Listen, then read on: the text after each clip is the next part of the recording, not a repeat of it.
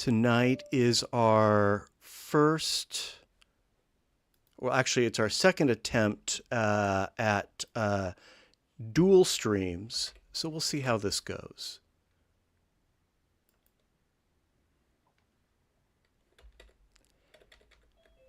And before we get started with our slideshow, oh, let me mute myself here. There we go.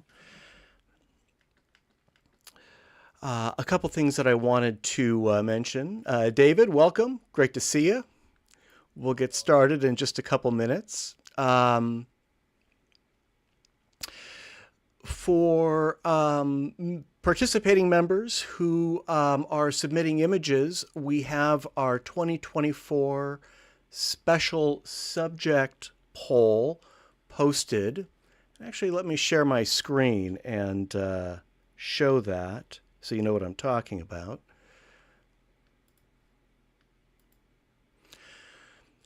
So, of course, we meet twice a month. If you are following along on Zoom, you should see our website.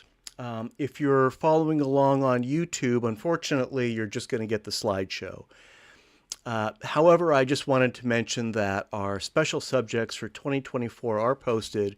We meet twice a month, and the second meeting of the month is always our special subject. And these are the results of a poll that I sent out, a week or two ago. If anyone has any comments, wants to add something or move anything around, we can talk about that. This month, our special is creative. Next month is retinal rivalry. Pretty straightforward. Anyone have any questions about that? Probably not.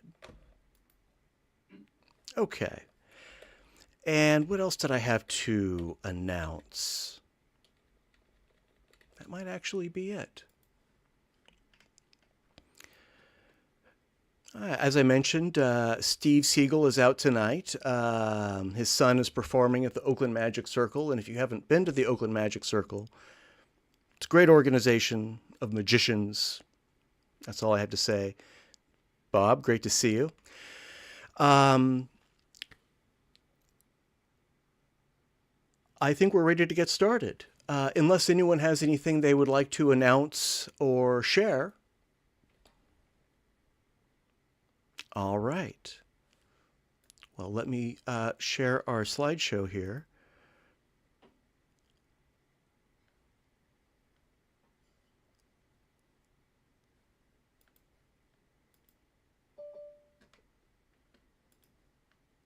There we go.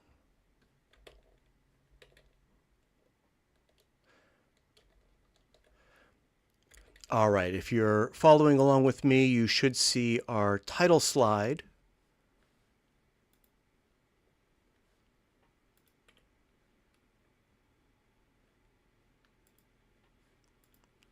And let me let someone in here. Hang on one second.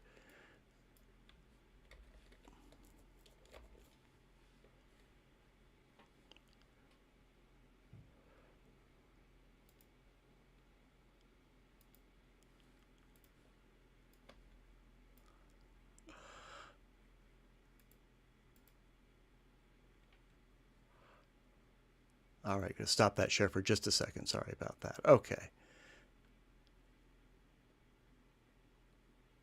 Melinda is joining us.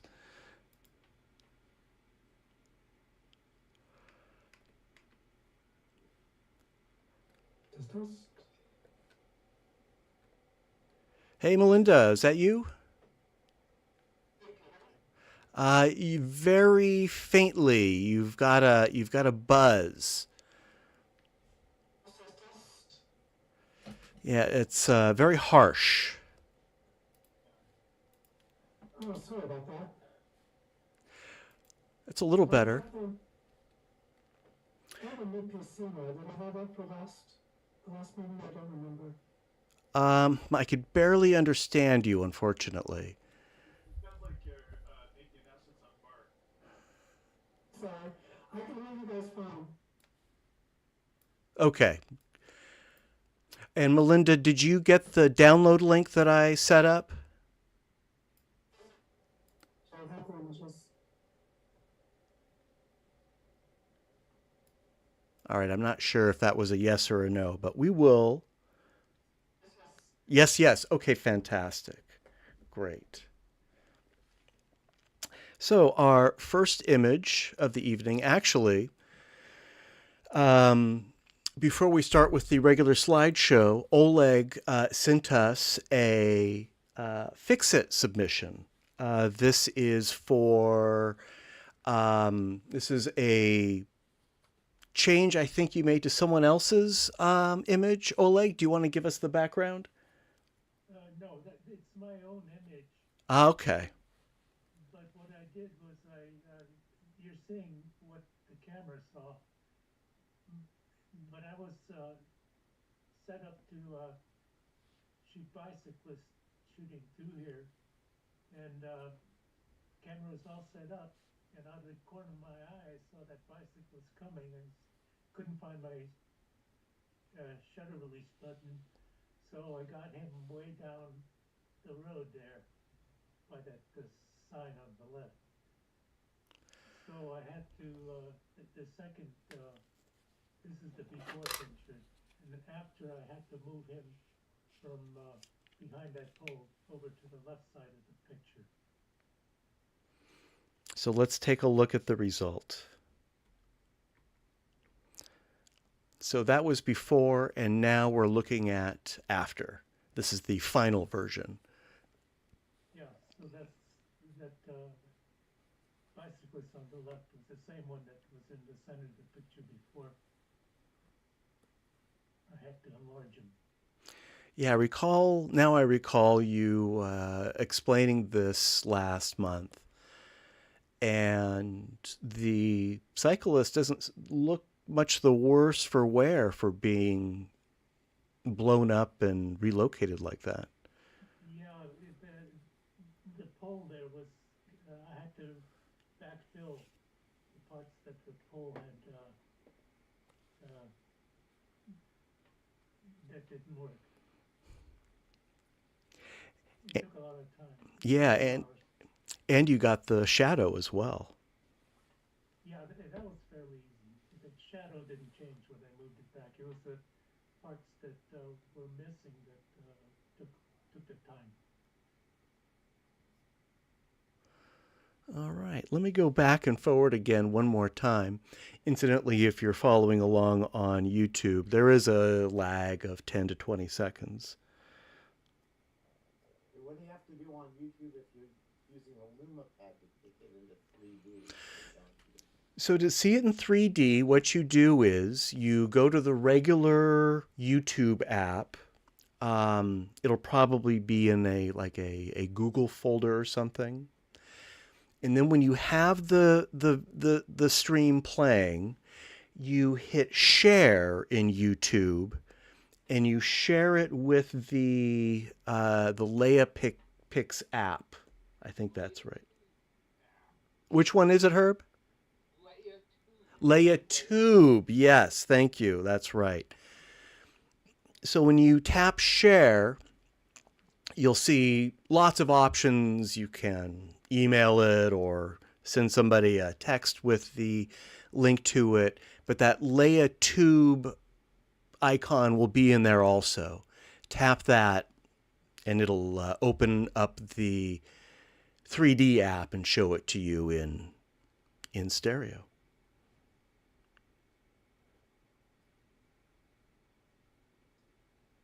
So what I noticed, the original here is that moving the bicyclist as shadow, there's added complication because the bicyclist is right on top of the shadow of the bike road sign.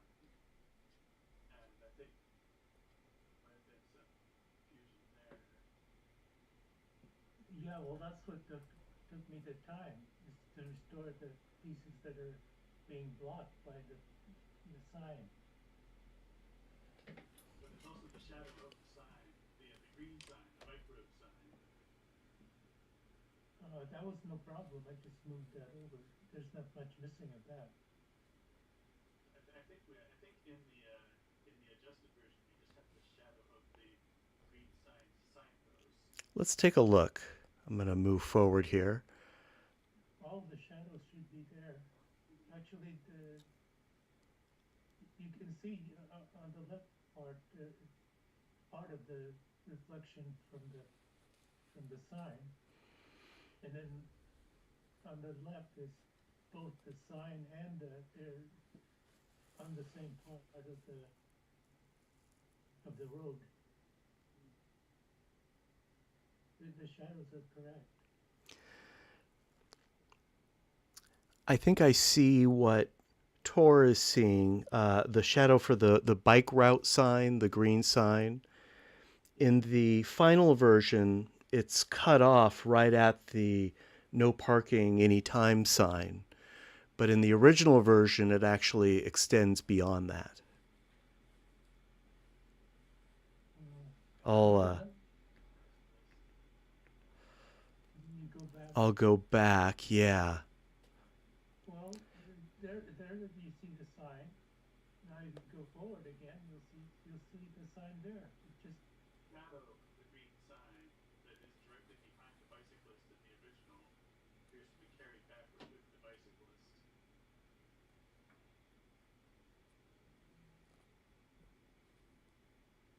yeah, I'm not quite sure what the problem is. Oh, it's not really a problem. It's just a detail, we'll call it. Yeah, follow the shadow of the green sign and see where how far it extends in the original compared to the final version. That said, it's not something that I had noticed until Tor pointed it out, and it's not something that I think I would notice even if I was scrutinizing it. I still don't understand. I'll try to figure it out later. Yeah. One thing that happened is the shadow of the sign in the grass area is rather dim compared to what it is in the original picture. That was due to how I worked the colors. All right. Well, we can revisit this, but thank you, Oleg, for showing us your technique and sharing the original, since we were only familiar with the final version. I am going to move on, and Oleg, you're still up. The next image is by you, and the title is "Sun Shining Onto Stearns Wharf." Yeah, I've been doing a lot of photography with my super wide angle lens. It's got about, I don't know, at least 90 degree of vision. And then that you can actually take pictures of the sun with it. It's so small compared to the size of the picture. So that's the sun shining on to the wharf. And you got a lot of detail shooting right into the sun. Did you? You must have worked shadows highlights quite a bit on this. Yeah, it shadows highlights I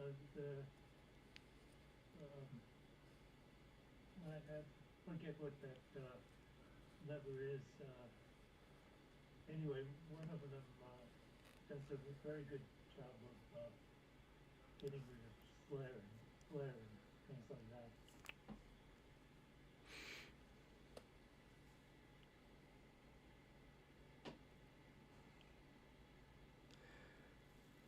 I love that. Looks like a kayaker that you framed in the.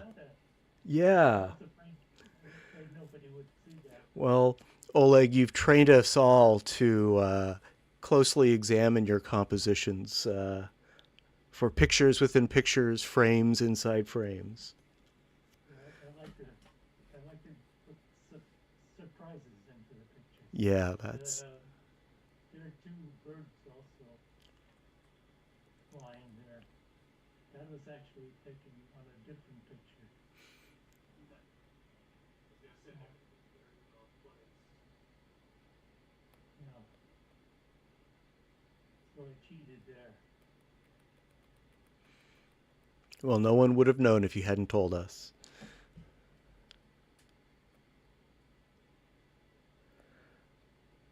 All right, very nice. Thank you, Oleg. Melinda, you're up next. And this is the last pieces falling into place.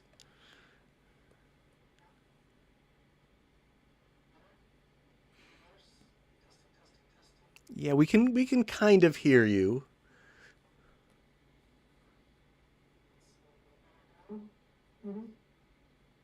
Testing. That's a little better. That's a little louder. I think that's the volume that we need. Right now? Is this good? It's better. Go for it. All right. Here we go. So yeah, this picture Matt will recognize. We ran into each other at this event at the Internet Archive, and so it was fun. They made an effort to make it relatively interactive, and one of the things they did was to put people on various tables, and there was a different puzzle on every table that people could try to assemble if they wanted, and then I think Matt was gone by the time that we finished. After the show, there was we went back down to this sort of I don't know what you call it, just a big meeting room where we had candy and just interesting little things. And this was one of the other tables where they were actually finishing a puzzle, which is kind of impressive. And as they got down to the end, it went very quickly. So I just started snapping a bunch of pictures over their heads.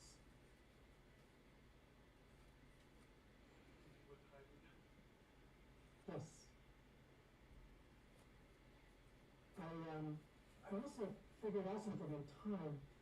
It was very dark in there, and the lights were blowing out on my screen at least.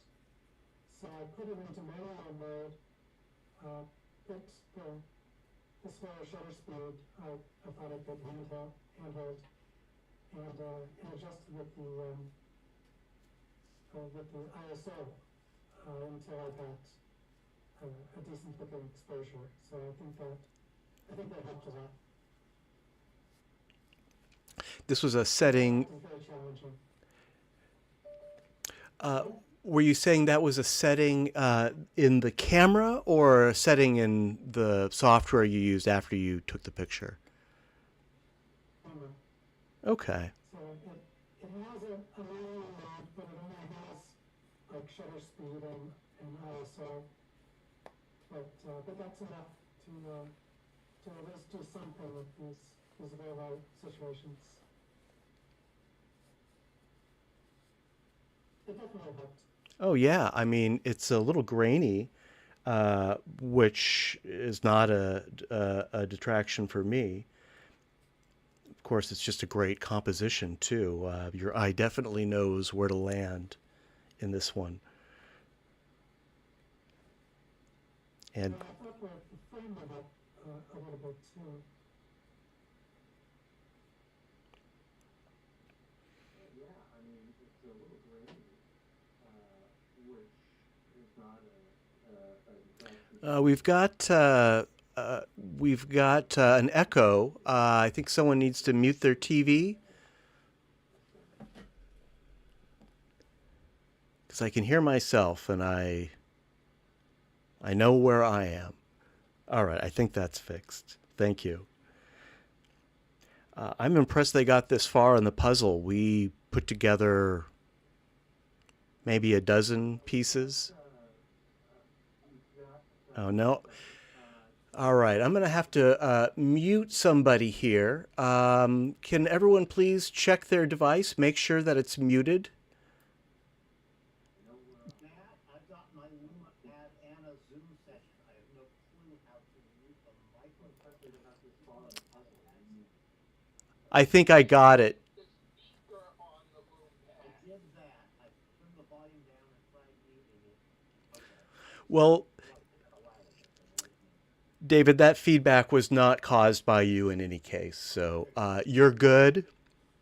And you got it working on the Loom Pad? Yeah, just exactly what you said. Great. Okay, yeah. It's not intuitive. I'm sure that it'll get better in time, but for now, that's the trick.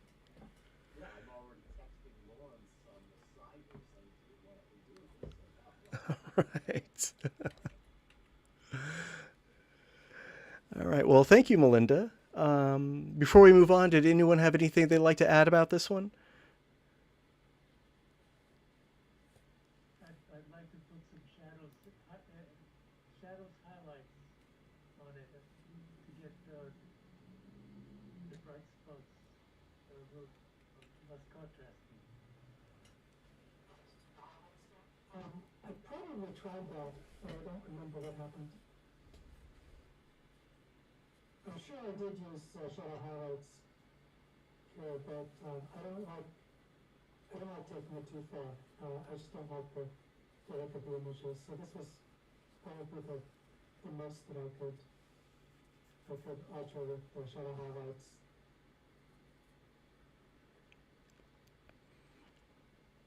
I think this does capture the illumination in the room.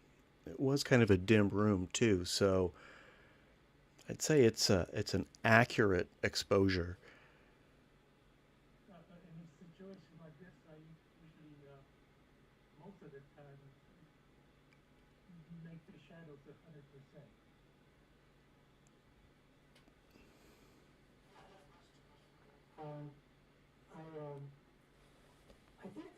I think that a lot of people kind of overuse shadow highlights. It's definitely useful in a lot of situations, but it's one of those things that I think it's seldom good when it's used to the maximum.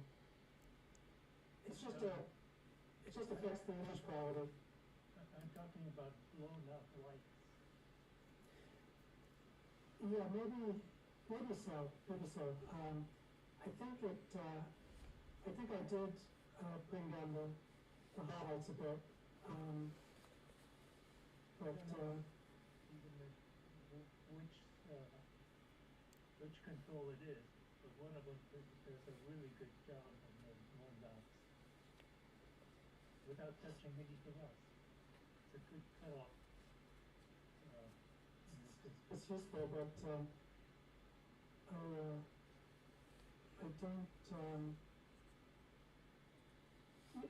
One could take it too far. I can't try it right now. But yeah, I think the shiny part of the shiny half of the puzzle was probably almost full white, so now it looks more like a puzzle again.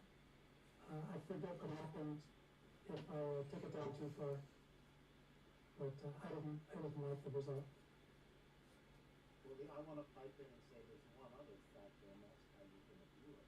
Look at it on the Lume Pad, and there's a fair amount of ghosting on that scene at the lower part because it's not under the contrast. Because when I see it as a side-by-side, there is no such thing. So consider how it's going to be displayed. Projection's real sensitive to ghosting, especially for things that aren't at the window.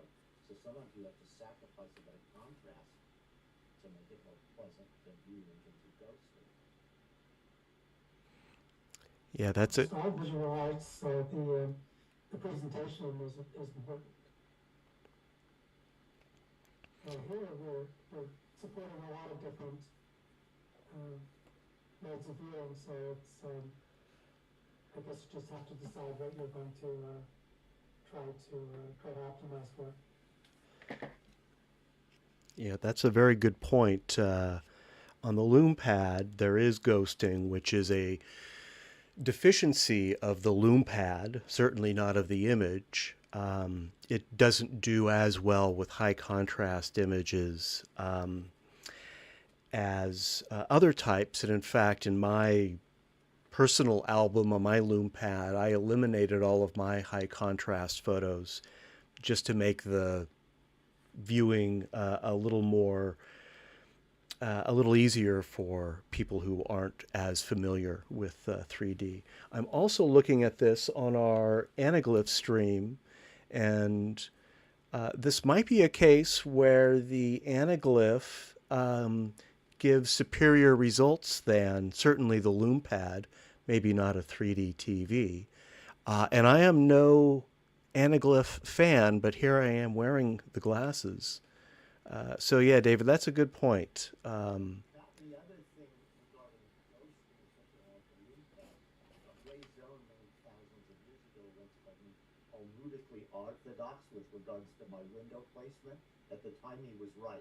But on something like the Lume Pad, I will often converge to minimize ghosting, even though it means I've somehow violated the stereo window, because the net result is a more pleasant view. Interesting. And the Lume Pad does do through the window compositions very well. Well, it'll let you do anything. I'm going to say sometimes that ruins the 3D to a certain extent, but you just got to balance it all. I've learned to give a little bit on my rigidity of my belief in never violating the window. Well, you're not alone. There, you definitely have your supporters here at the GGSS regarding that philosophy. All right. Well, thanks, Melinda. Great image.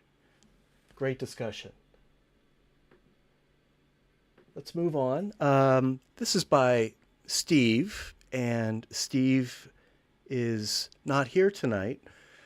Perhaps he will be watching our recorded YouTube live stream, or perhaps he can tell us what we're seeing when he joins us next week.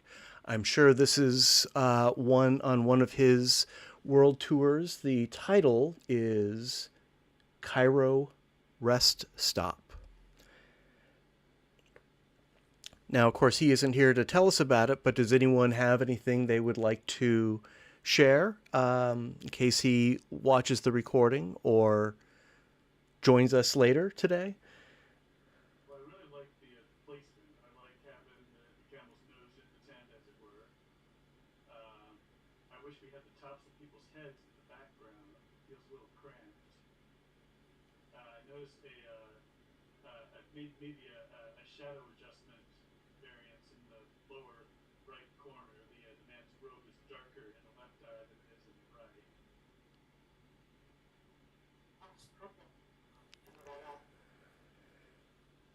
Sorry? In the right eye. Yeah, I'm not sure we got that, Melinda. You sound like you're It's transmitting purple from the on moon. Light in the right eye, where Oh, yeah, there's a blooming shadow in the right eye. it's a light leak in their realist. They need to put a little black electrical tape over it. That's something that can be easily fixed. Well, I want to pipe in, because we're talking about shallow highlights, which I use on every single image without exception, and I will defend it in depth, and I will overuse it until people tell me to go home. But on this particular case, a very useful thing would be something that Jim something or other showed us at the first virtual 3D con he did it, a workshop on dodging and burning using the overlay thing. This would be an absolutely perfect place to use it, because you don't want to match the left and the right. You're not starting with matched left and right. You're trying to make them the same, and it would be incredibly easy to mask that corner of his leg off, because it's got a nice hard edge, and then to dodge and burn using that technique where you put a neutral gray layer above it, use the overlay blend mode, and then you paint over it. And all I would say is a real lifesaver in my experience. I agree with you 100%. I use that burn control a lot. And here it'd be very easy to make.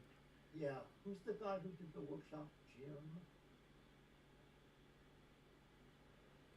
I know my wife. Was it Jim Harp?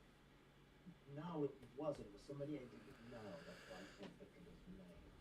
But he won a bunch of stuff that year. He's a really good photographer too. Anyway, it's online somewhere in one of our, staffed YouTube things from that 3D comic we're watching. Would we find that on a YouTube channel? Would it be on the LA 3D Club's channel? No, it was part of its. I'll have to go poking around. It was from the virtual 3D con, the NSA. Yeah, NSA has a virtual YouTube channel. Got it. Okay, so it'd be on the NSA's, or maybe one of the NSA's channels. Yeah, I can't remember if it's a separate one for 3D con or what now, but it should be true. All right. Well, thanks for the tip. I'll keep my eyes open for that. That sounds like a great resource. And speaking of through the windows, I like how Steve has positioned the camel's head on the Lume Pad. It's a very pronounced effect. That's what I meant by the camel's nose attack. Right.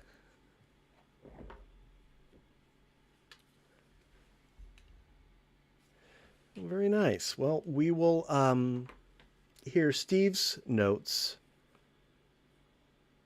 when we see him next. That said, Melinda, we've got one by you next. The title is Knife Fight. Not much to say. It's just a house in my neighborhood, and I've always been attracted to these two bushes fighting each other.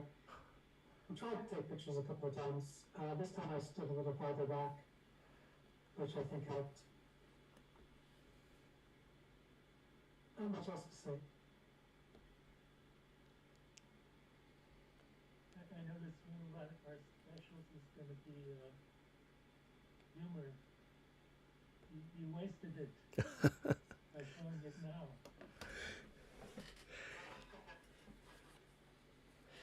It's not a waste, it's a preview. It can still be entered in the special. Somebody else.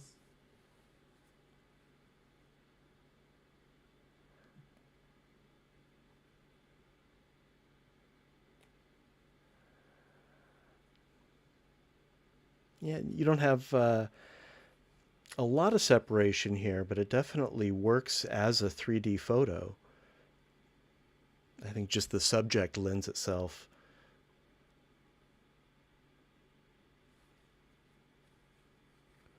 Maybe the stereo window is back a little too far.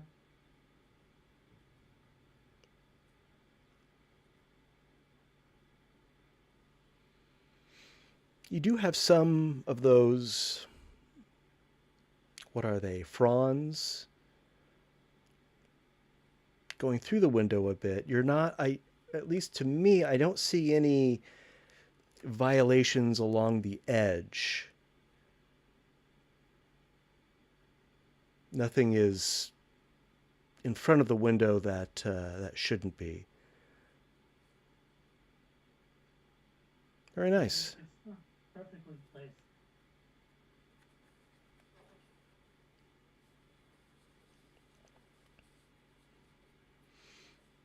All right, looks like we're alternating between Steve and Melinda right now. That's just how the random sorting worked this time. Nothing is ever truly random. The title of this, which is by Steve, is Hollywood Hats. I think title tells us where this was made and what the subject is. Any thoughts for Steve? Yeah, I'd get rid of the bicyclist on the left. There's a person behind him. I'd spend about 3 hours getting rid of that guy. Yeah. With Photoshop Creative Cloud's object selection tool, I think you might be able to do that in 3 minutes, although I would imagine you would still have to do quite a bit of touch up so to avoid retinal rivalry. Actually, now that I look at it, I think I could do it in less than an hour.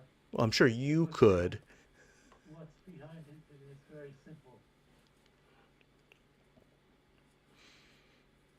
Yeah, no doubt you could do it. I'm not sure if I could do it at all in any amount of time, convincingly, but I know for you that's par for the course. 10 minutes. 10 minutes. Give me 10 minutes. Okay, well, we're not going to time you.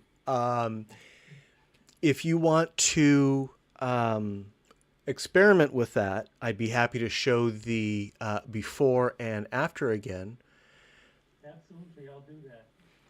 And incidentally, and I will mention this again, with this new dual stream thing I've got going on right now, I can accept photos up until really the day of the meeting. And I say this because if there's anyone in this meeting who didn't have a chance to contribute to next week's special creative theme, I will accept submissions for next week up until, let's say, next Tuesday at noon. Give me a little bit of time to put things together. That's just some flexibility that I have now, having adopted this this mostly streaming technique, which seems to be working. If some of us will recall, last week there was a total technical meltdown at the beginning of the meeting, and I had to kick everybody off. Fortunately, people came back on, but yeah. So, long story short, Oleg, if you want to play with that, take your time, and if you want to share it next week, just submit it, and I'll throw it in. Great. I know that has nothing to do with Steve's image, but hey, he's not here to complain. What's good to know about the submissions? There's something odd happening on the left. I don't think it's a compositional error. I don't think it's an error of editing. I think it's just the way some of it's laid out. But the background behind the guy in the crown seems kind of flat, like he's right up against it. I think it's just the nature of the subject, the kind of nature of its. Is anybody else seeing that? Is anybody else feeling that? I see it too. I guess this must be a W3 shot, and I'm guessing that he zoomed in quite a bit. I noticed that the figures in this image don't have a lot of roundness.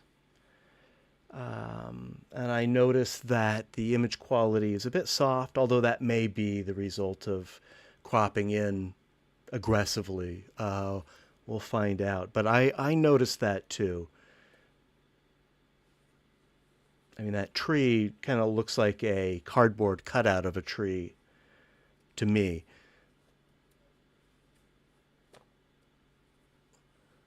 And David, thank you for posting in the chat the 3D Con workshop on Dodge Burn. If those who are on Zoom haven't seen it yet, be sure to check that out.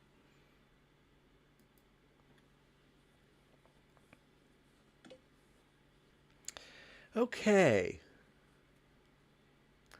Guess what, Melinda? You're up next.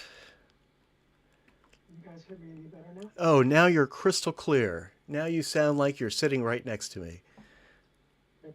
I found the problem. It's with it was with the Zoom setting. This is, you've got a new computer, right? Or it was new last month at least.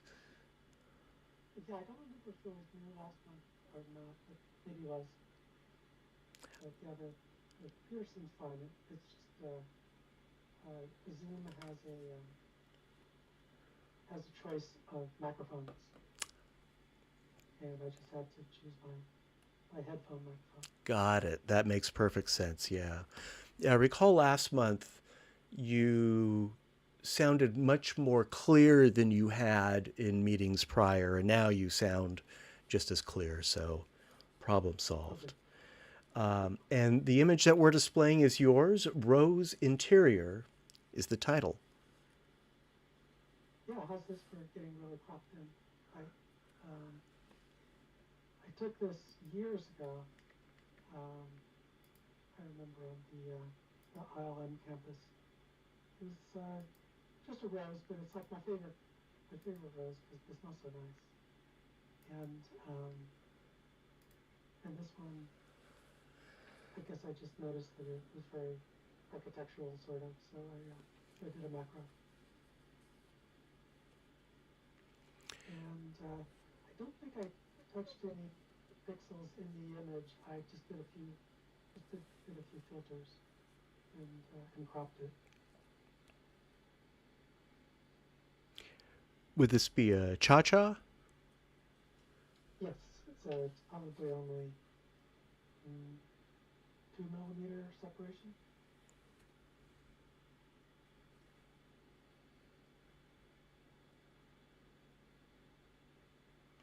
And did you use your smartphone for this?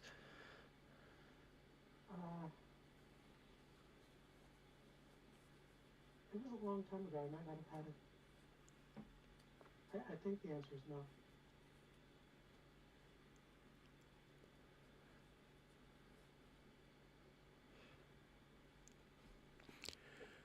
Well, beautiful color, and you've got some good detail in there too. There's definitely a lot to explore.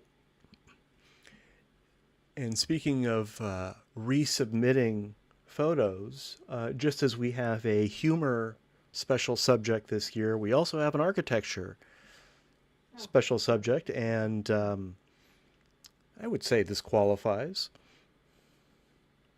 If you want to share it with us again. I have other architectural opportunities too. So. Okay. Well, you definitely do. You live in the right neighborhood for that. I have one in this special.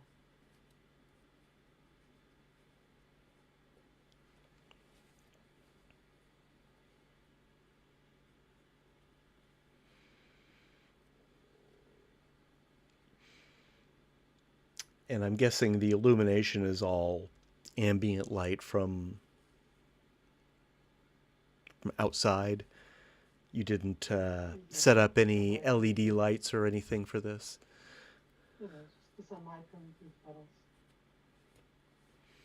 Very nice. I probably did boost the shadows a fair amount.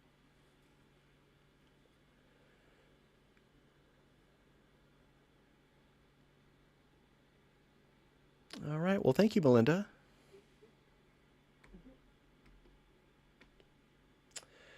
Let's see. Oh, Bob, you're up next. Are you there? Yes. Here you are. Hear you loud and clear.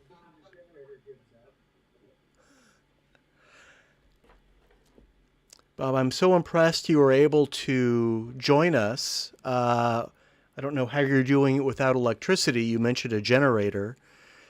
I'm sitting in the dark, basically, but I've got a generator hooked up outside and able to get some juice in here. Well, that's dedication. Thank you. My pleasure. Tell us about what we're seeing here. The title is. You know what? Actually, I don't have the title. Can you share the title with us? Oh, I forget what I call this stuff. 3D beer boys. I don't know, bros. This is my friend Gary Meyer, who many of you may know. Yes.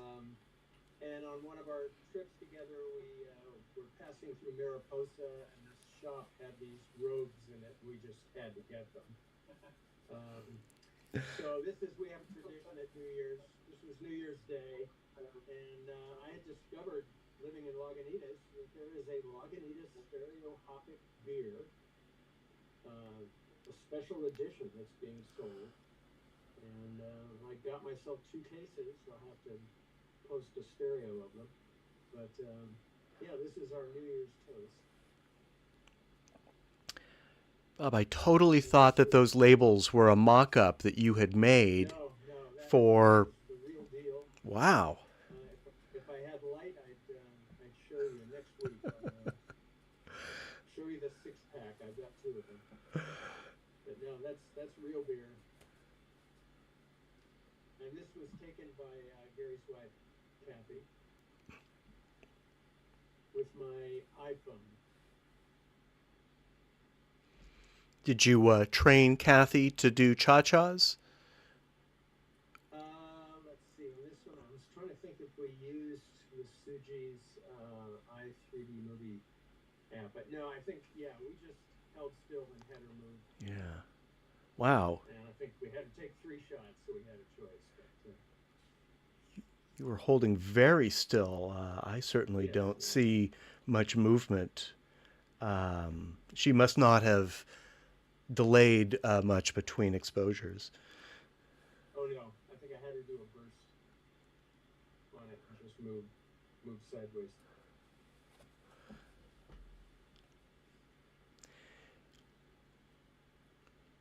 You know, I got to say, this is a minor point, but I really like your frame. I like the rounded edges that you have. It definitely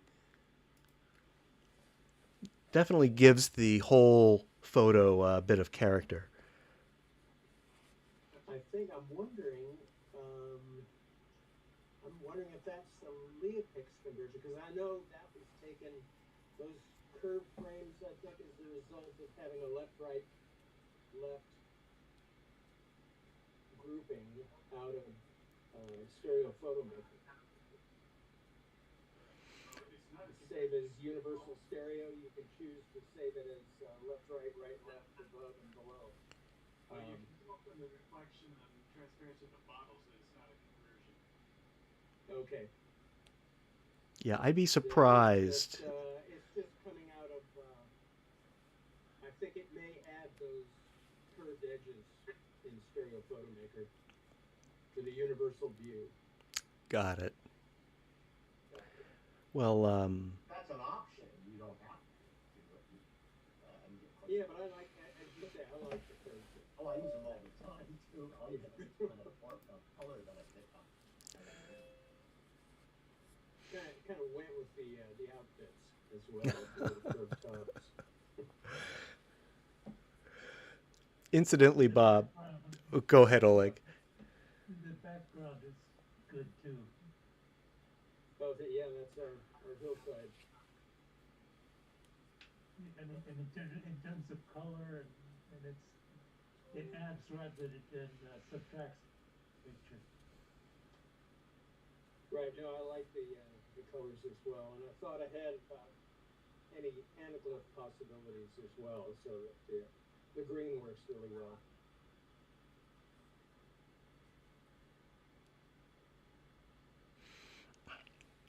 Now, Bob, by the way, last year, or maybe it was even in 2022, I don't recall, Gary Meyer submitted maybe 8 or 10 really creative, well-composed stereo photos, and we enjoyed them at a meeting. We talked quite a bit about them, but he didn't make it.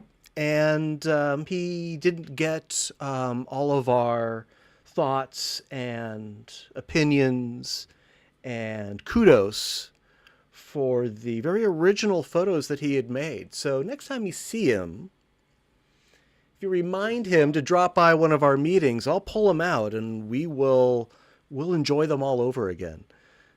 Was that session recorded that you could go in and check out? No, this was before we were meeting online, but it was, well, we weren't very sophisticated back then. We weren't recording anything. Well, I will definitely let him know. I'm sure Yeah, he'll be very pleased. they were they were very nice and very original, and of course we just, love seeing anybody's stereo photography. So he's got an open invitation. What was that, Herb? And he's, I think he's with Steve tonight at the magic show as well. Okay, on a related note, I put a link to the beer in the chat. Thank you, Herb. You get it while it lasts. That is totally appropriate. Yeah, this, I think the alternative title for this was Happy New Year. Happy New Year. I put a link to that workshop, which turns out was by Jim Swallow. Yeah, thanks, David. Yeah, that's also in the chat. Be sure to check it out, everyone. Jim Swallow's highly useful 3D Con workshop on image dodge and burn. I'll definitely check that out. And yeah, speaking of dodge and burn, I think dodge burn was a tool in Photoshop 1.0 back in the late 80s, I think it was. Certainly predates shadows highlights by many, many years. Still an essential tool. Still, The thing is that the way Jim tells you to do it is with a layer that you paint on. It's completely non-destructive, and it's extraordinarily easy to go and alter it. You can use all the maskings tools in Photoshop. So if you have an object like that guy's leg, and you want to dodge it, the first thing you do is select it, and then you go down on it, and then if you see you screwed up, yeah, non-destructive photo editing is something I'm just learning myself, actually. Can't wait to see it. as many mistakes as I do. Right. It's like, oh, thank God I didn't paint this right on the background image. Right. Well, thank you very much, Bob. Very charming. Sure. Let's see. Next, we have one by Oleg. And the title is Couple Shading Eyes from Sun. Oleg, looks like you're shooting into the sun again. Same technique, I'm guessing? Same wide lenses? Yep. And again, in order to get that detail of the flag, I used the shadow highlights. And got rid of all of the, I forget what the name of it was, but it's not the shadows, it's, I guess it's the highlights that you set to 100, and then you get all the detail that you could possibly get out of the picture.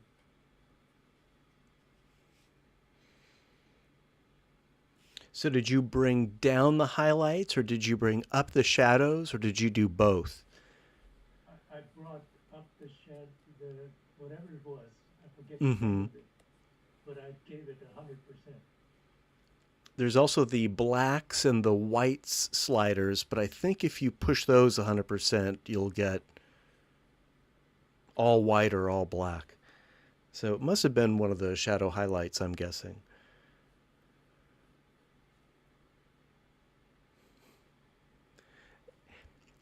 And Oleg, what did... Oh, go ahead. It works very well. Everybody should be using it, in my opinion. Well, I can see plenty of detail in those shadows. Well, not in the shadows. I'm talking about the highlights. The shadows were actually gotten through another, I forget the name of it. Any curves or something like that? Mm-hmm. Curves, sure. Yeah. Yeah, that's a tool that you can use for that purpose. So the Contrast. Yeah, contrast too. The curves is I use the curves of nearly picture to balance the material, Yeah, me too. and then the shadow highlights. I mean, contrast secondly, but the the curves is very good because it, it has R, RBG or RGB. Yep. yeah, the colors. It's useful for when you want to change the overall color. Yeah, I usually start with levels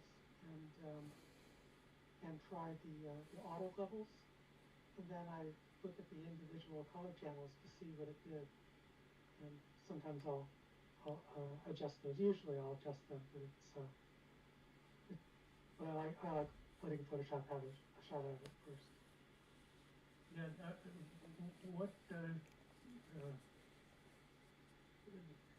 what do you use to do this work? Is it Photoshop levels. okay? Photoshop.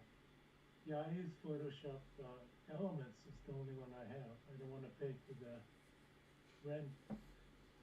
You probably still have levels. I mean, that's Yeah, a yeah, good build. it's there. It's there, and I use it all the time. Oh, okay. If you're talking about color adjustment in the curves thing, you might not have noticed there's three little eyedroppers on the left-hand side of the dialog box. The middle one is a gray one, and if you click that on anything that is white or neutral gray in your image, it will color correct instantaneously the entire image to force that to appear gray. And let me just tell you, it's a real time saver, and if nothing else, it's a starting point in color correcting things, because then you can grab the individual RGB curves and tweak them in as you need. But it tends to do a better job the first time than the oh wow, this is a setting in the curves tool you itself look in or the in the curve dialog box, like in every Photoshop dialog box, there's 900 controls, right. 895 of which you've ignored and have no clue what they do. And then, you know, and then it turns out there's three little eyedroppers. You look carefully at that curve stem. And the middle one, if you click on anything that you know to be neutral, you know, white or gray, it will immediately change the curves to force it to be. And like I say, it's amazing how good it is. There's also an auto thing in there, which I occasionally plug on, but often does a great job on these too. But I use curves on absolutely every single thing you put on. So.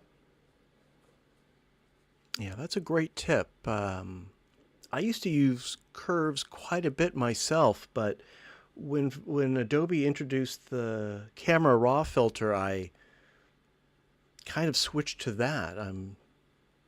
I used to really rely on curves, and I didn't even know that that was a feature. Oh, I'll bet there's 50 other things in that dialog box that never even clicked on. Yeah, You know? absolutely. Oleg, tell us about the colors in this image. You've got the red in the flag, the red on the oh, I don't know what that thing is in the middle ground. That plumbing, and then you've got like a red barrel in the foreground. Was that intentional? Did you do any Yeah, coloring in this? um, I'm glad you noticed that. I changed all of the color, all the reds to the same hue, so they would be the same. Well, and what I like is they make a perfect diagonal through the image. That's what makes it work. If they didn't, connecting them wouldn't have been as visually powerful. Yeah, yeah. I said before, I consider myself a four-dimensional photographer because I spent a lot of time uh, looking at the colors when I compose.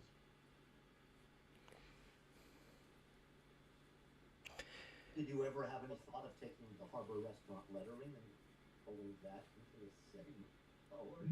No, that would be okay. If it It'll was, stand out because it's in the shadows, but it'll work. I think I'll try that. Thanks for the tip. and it's easy to mess. That's the good news.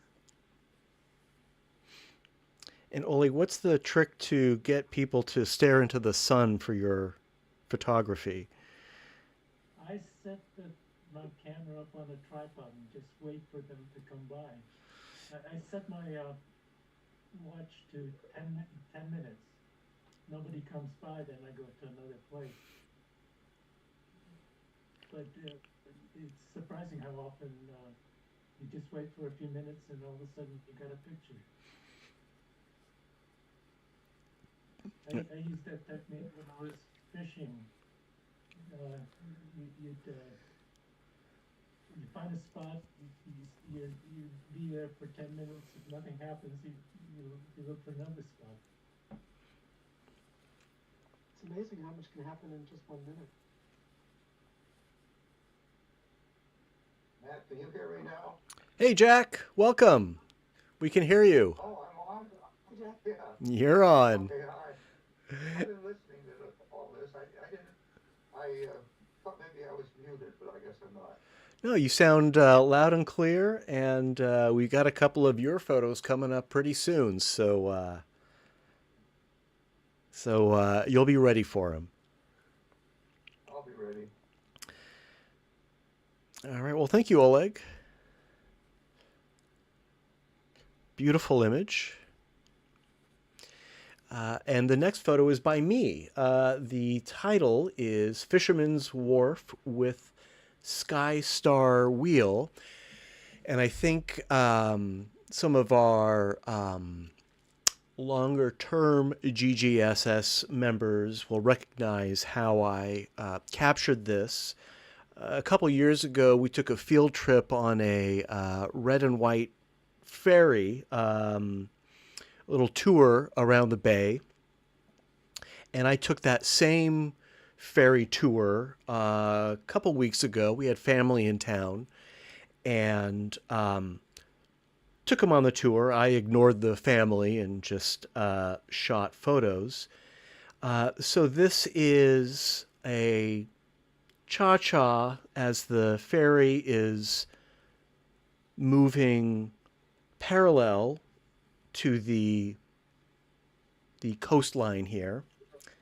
And I can't tell you exactly how much it moved between exposures. I was using my Canon Rebel DSLR in burst mode, and these two frames are maybe, well, they're definitely less than a second apart.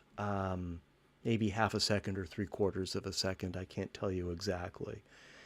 I had a few to choose from. This I felt had the most comfortable depth. And the sky is original. Sort of an overcast day, so there's plenty of ambient light. I did push up the shadows a little bit in this. And fortunately, they did turn on the lights of that Sky Star wheel. I've ridden it twice. Once when it was in Golden Gate Park, that was during the pandemic, and then again after they moved it to Fisherman's Wharf. Yeah, it's nice. I'm just thrilled that I got a photo of it because I'm not clear. I don't think it's a permanent structure. They do move it around. So I think it just looks great. It's a nice contrast, that circular shape between the vertical skyscrapers. And that's all I've got about it. Thank you. I'm wondering, were you aware that that building in the background was perfectly placed behind the Ferris wheel? I was, yeah. I had several batches of photos to choose from, and some that I think that's the Bank or the old Bank of America building.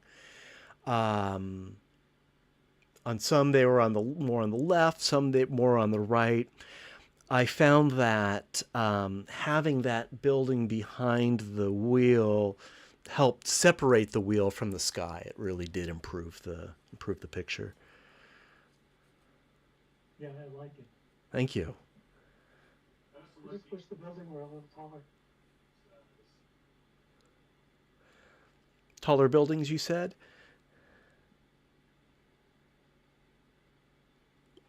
Melinda, was that you? Oh, taller. I wish the building were taller. Oh, the building behind the wheel? With the, yeah. Hmm. No, I like it the way it is. That is something I could easily fake. It wouldn't take much time to experiment with that.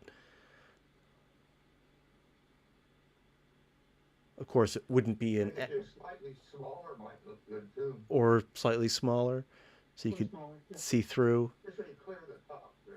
so it's not just touching that top. Yeah, so you can't see the top of it, but there. Well, maybe I'll play around with that. It would. Don't waste your time. Don't waste your time. Okay. This is perfect. I'll listen to the I expert. agree. Yeah. All right. Well, I won't waste my time with it, but I think it's a good observation. I hadn't thought about it. It would kind of change the. I guess it would kind of make it more of a creative. It would change the. It would alter the reality, but of course, this already is altered reality with this hyper stereo composition.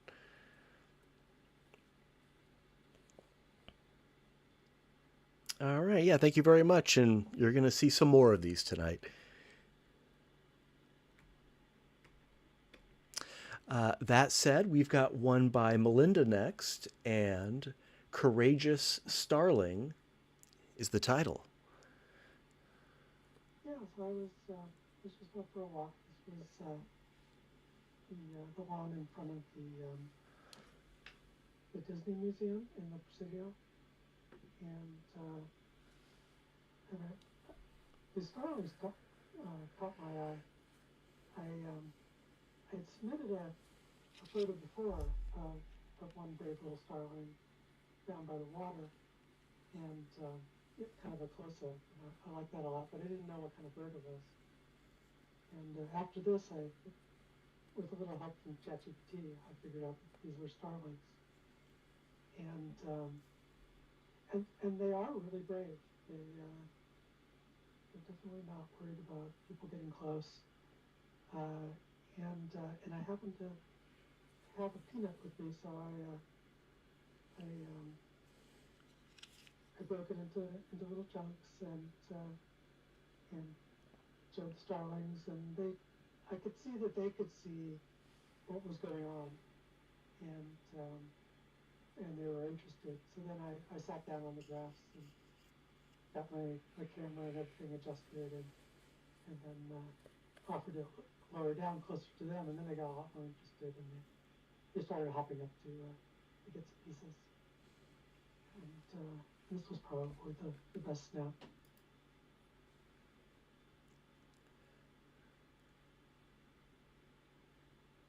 Terrific. I like the transparency of the blurred wing. Yeah, I like the whole shape of the bird. It's all so smooth everywhere. Very Yes. aerobatic too. They make those giant murmurations. And so you can see what beautiful little flying machines there are. In the way of humor, I like the way the bird in the middle, you can see what it's thinking. Yeah, definitely. And there were more that I cropped out, and it was kind of interesting. But I went for the better composition. And at a point they were like literally lining up. It was really strange. And they all knew what was happening. What bird did you say that was? A starling? Wow, I've never seen one of those. Yeah, have you ever seen the enormous flocks of starlings who now fly together and make those big blobs in the sky? Oh, okay. Yeah, those are starlings, and they're really quite beautiful and interesting. And I didn't realize how courageous they were too. So they're very approachable.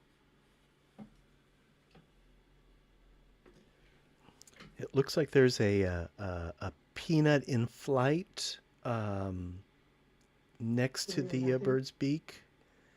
I think he picked up that piece and just lost it. There were several false starts. Yeah, that's really And capturing lifted out, motion. yeah, it's just behind his beak. I think he missed the mark this time. It's very dynamic also, the way the starling that's on your hand isn't really perched, putting its weight on its legs. It's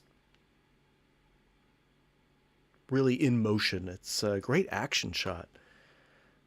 Yeah, I think it's in the process of just bouncing off. I think he flew, Ah, grabbed with his claws and just made a snatch for the peanut, and this is probably it, when it's just beginning to jump backwards. incredible synchronization on that hydrogen one. Yeah, it did a pretty good job. In daylight, it's pretty good. Yeah, This is right at sunset, just a few minutes from sunset. And all of those black shadows are starlings. Some of them are to the left, and they're casting these long shadows.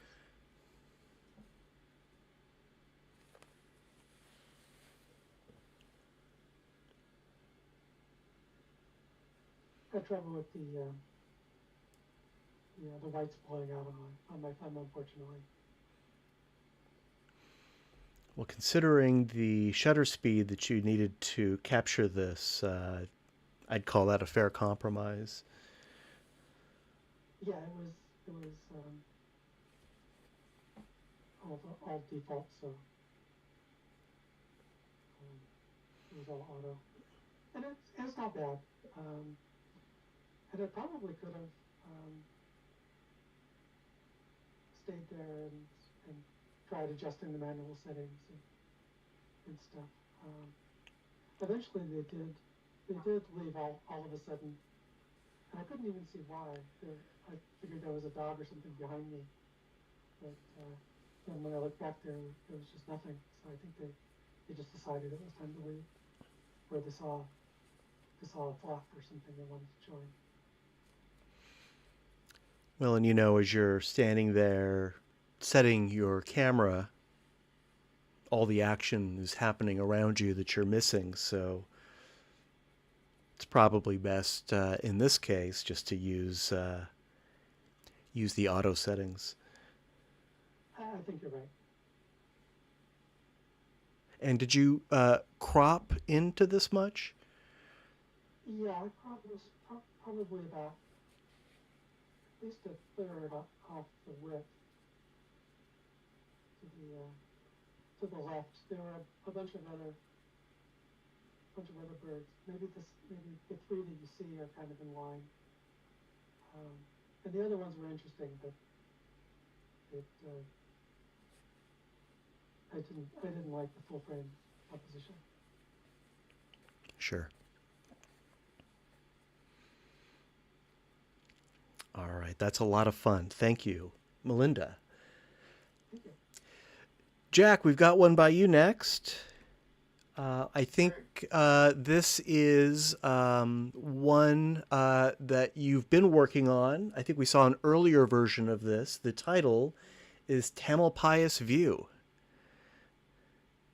Yeah, this is a cha-cha, but I did a lot of 3D work on it actually. It's kind of an unusual shot. I'd be quite appreciative of any comments that any of you have on it, both good and bad. Is that those rainbow colors in the? I'm sorry? Are we looking at rainbow colors in the Oh, foreground? the one that's closest to the bottom. Yes. Yeah, those are definite rainbow colors. However, they weren't actually there when I took the picture. Okay. Yeah, it looks nice. But it fooled you. You thought maybe that was real. No, I didn't know. Yeah, it's kind of unusual. I think it could be real. I noticed the clouds in the far background. That's the fog that comes through the Golden Gate, and Yeah. then it just goes in a straight line without spreading out, just like toothpaste out of a tube all the way across the bay. Yeah. Yeah. In the far background clouds are probably pretty close to what they really were. And I tried to catch the shadowed effect underneath them too, and I did. There's quite a bit of creative work that's gone into the clouds.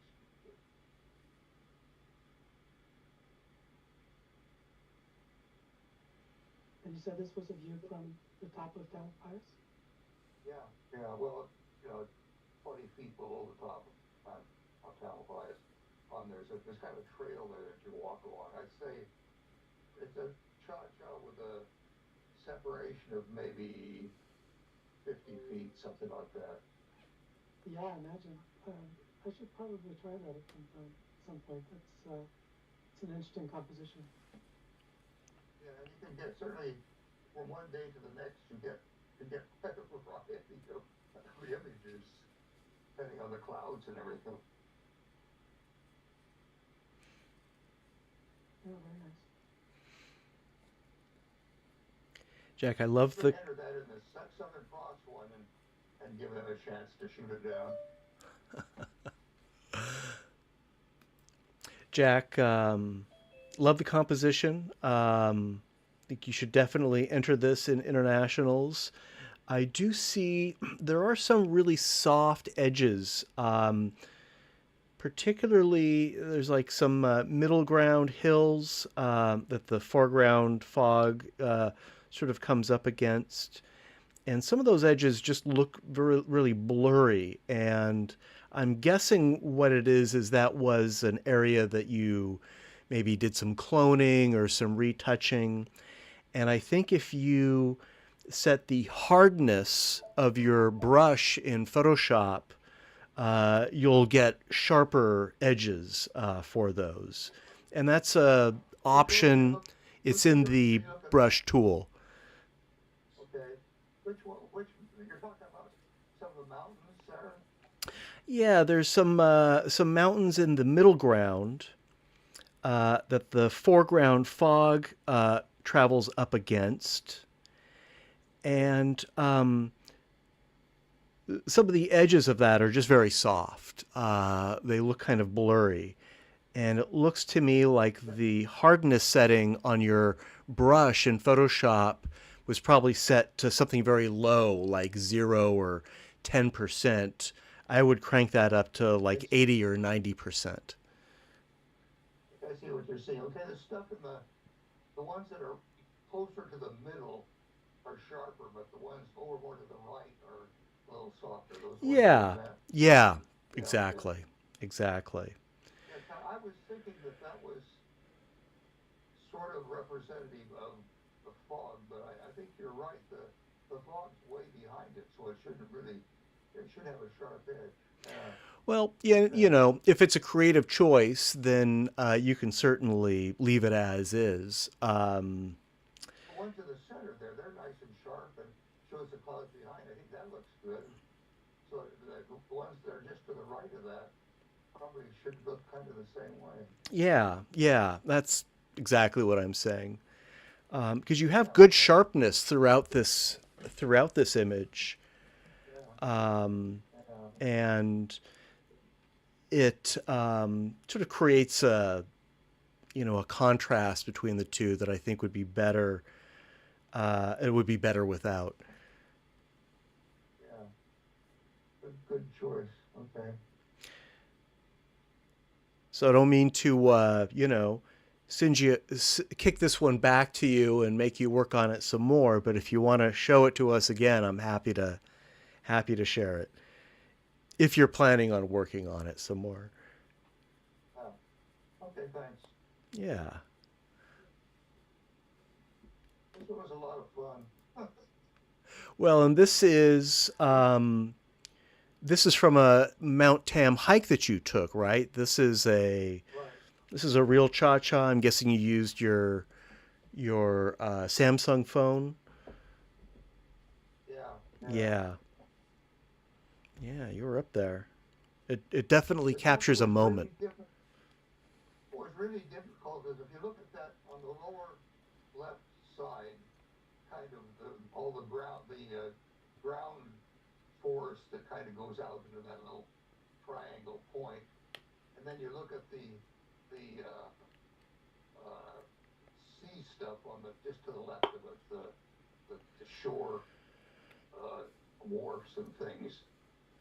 Uh, that was very, very difficult. I rearranged all that, spent a lot of time on it. It was very difficult to get it looking like it was all in the, right three dimension and everything. And it still isn't perfect. If you look at it, why you could convince yourself it's wrong.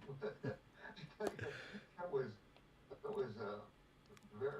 a lot closer than it was when I started putting this stuff together. It was just very, very difficult to line up in a 3D, look realistic way. Yeah, I think the 3D is very good. It's comfortable for me. It's definitely hyper, but that's a creative decision. It's not too hyper for me. I think that really, really succeeds.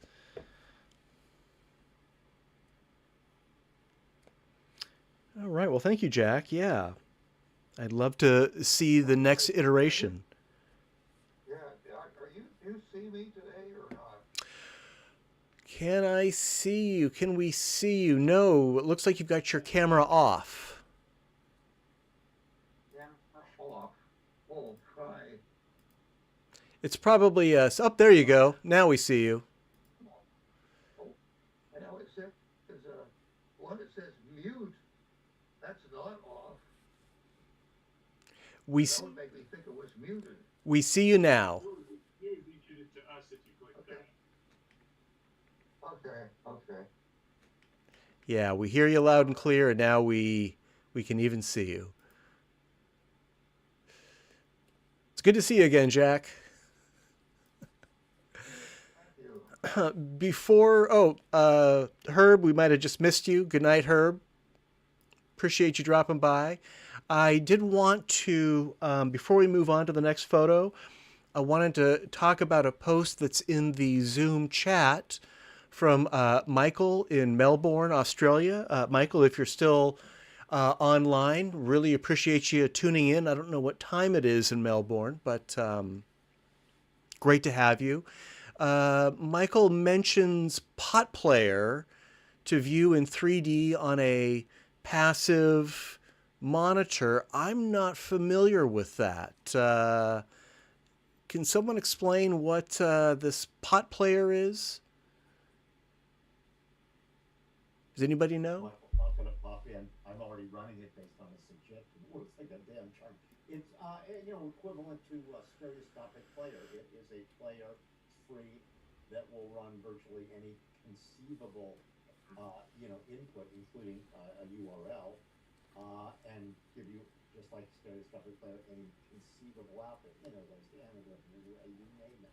So, what you just do is go in and you tell it, here's your input, it's the URL of your live stream, and then you tell it, okay, now I want to see it roll in or leave. And the nice thing about it is especially on a passive display, is you can run it in a window. So, I can be running the main Zoom session and have that partially, partially taking up my screen, showing me interlaced 3D, but I haven't lost seeing you guys. You know what I mean? So it's you could make it full screen too, but it's totally flexible. So as all heck, it's free. Although Dave Kamau always claims to be very careful when you download it because there's some like Russian hacker site that also provides a loadedless file. But you can get it straight from their website. That sounds very interesting. I'm going to have to explore this. This might be something that we can suggest for our viewers who don't have, a regular viewer. So, David, you're saying that on you have a passive 3D screen, like a TV. I decided I wanted to run it in Anaglyph because your hair is too wide or whatever. I could be doing that too. And on the same screen, you're doing the Zoom meeting and you're viewing the slideshow in 3D. Yeah, exactly. So I've got it in, but that's your choice. You could just have it take over the screen, but I want to see you guys talking. So Right. I have a window that I simply make active over the Zoom session, which is now running in the background, and it can be resized and moved, but it's interlaced, and so I pop my glasses on and boom, I'm watching it interlaced. Player has a lot of other interesting things. It's actually, I would say, better and more powerful than Stereoscopic Player, although it's also way harder to use and has more confusing menus. But one of the things it has is you can simply define a region as if you were making a selection in Photoshop of your screen and tell it that's your input. So let's say if you had a YouTube thing running and you haven't made it full screen, you just got part of it running side by side, covering a small part of your screen. You could lasso that and say, now show me this. That's your input. It's very flexible and powerful. Wow. Thank you for sharing that. I wasn't familiar with that myself. I'm thinking, boy, this application might even help me for hosting these meetings. That's exciting. It sounds to me, David, like right now you have the ideal setup for a Zoom stereo photography meeting. It's like you've got the best of both worlds. You've got it in 3D and you've got the Zoom meeting itself. You're not juggling different screens. You're not tabbing back and forth. It's... Well, I am because I've also got my Lume Pad sitting on. Okay, well, theoretically. It's very flexible, and it's great if you don't have a Lume Pad. So yeah, it's like I say, it's convenient because I can run it in a sub, in a window, or if I said, okay, forget it, I don't need to see you guys, I would go full screen. Yeah. Right now, my setup, I can either view the photos in 3D or I can view the Zoom meeting and everyone's faces and talking. And I'm looking for a solution like you've set up because what I'm trying to replicate for myself is the experience we had when we met in person, where we would all view the screen projected or our 3D TV. But we could also look at each other and talk to each other. It wasn't either or. So that's exciting. Thank you for explaining that to us. I didn't mean to put you on the spot there, but... I wouldn't even have thought of it if it hadn't been suggested. I'll send you a screen cap or two so you can see yeah, that'd be great. the reality of it. That would be great. All right. Yeah. Learning something new here. So thank you, Jack, for Mount Tamalpais. Our next one is by me. The title is Bay Bridge Western Span, and I think it's pretty self-explanatory. This was taken on the same Bay cruise, and this is pretty much straight out of the camera. The light was... This was about 3 o'clock in the afternoon. The sun was behind us, and I really didn't feel like this needed any adjustment other than a little bit of rotation and some cropping. Same technique, shooting in burst mode. I'm guessing there's probably a second or less between these two exposures. In this set that I'm doing, I didn't manipulate the water at all. Usually in these types of images, we will copy the water from one image to the other to avoid the inevitable retinal rivalry that happens. I'm not really doing a whole lot of that kind of photo editing in my life right now, so I just cropped out as much of the water as I could, and I think it doesn't look too bad. And what else do I have to say? Yeah, very happy with this one. Not too exciting, but it definitely captures the subject. Thank you. I would,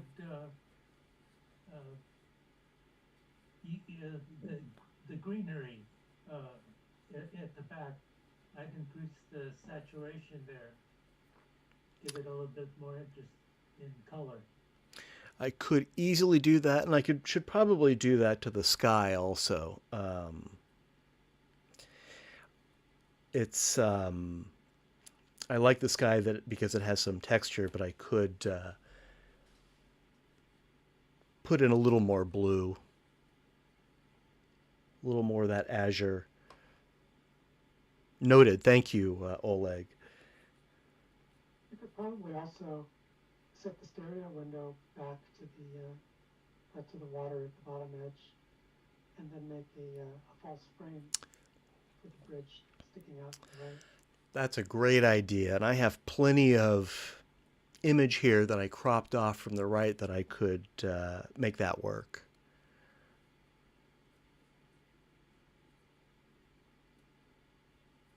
Yeah, this one of the 3 stereo photos that I submitted this month, this is the one that I spent the least amount of time on. And I think I was just happy that it didn't need any radical corrections. I wasn't shooting RAW on this trip. I was just shooting JPEGs. My Canon Rebel DSLR shoots RAW, but not really in burst mode. It's a really old camera. I think it's getting on 20 years now. I have 2 of them, a pair, of course. I was just shooting with one of them on this trip. And it can shoot in burst mode in JPEGs for maybe 12 to 15 photos before it stops and has to catch up and save to the card. It really can't shoot RAWs in burst mode at all. That said, Oleg, the edit that you're suggesting doesn't matter, doesn't need to be a camera raw file. The camera raw filter in Photoshop will do the trick. So yes, thank you. I will make that adjustment. All right. Thank you very much, Oleg. Since we were just talking about you, here's one by you. The title is Headless Mannequins. Yeah, you have to see it big to see the detail. There's at least 4 mannequins. I don't know. And none of them have heads.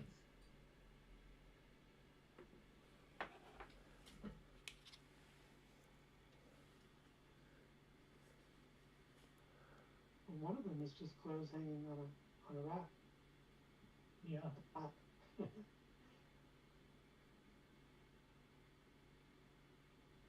just struck me as funny. Yeah, I wonder what message the proprietor of the Emporium here is trying to send.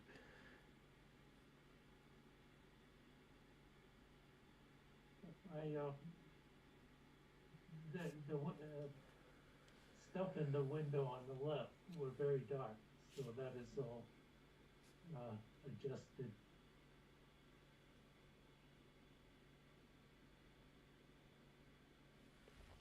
What's happening with there's like some stippling on the hats and cloak on the left. It's orange and yellow. Okay, I'm looking at this small picture, so I can't see it. But there was a lot of reflections coming in Oh, okay. from the street behind me, so Well, no, I can see that there's some writing that's backwards. I see that. But just under the sign, those mannequins. There's two wearing a hat, and if you zoom in on those hats, it doesn't look like a stereo image. It's like the left and right eye have completely different images. yeah, I'll have to study that. I'm looking at a small image here, so I can't see that much detail. Right. I love the bright colors of the building exterior. Yeah, they go good with reds. I exaggerated that one that has Monte Emporium, the red one. It was very dark. I made that stand out.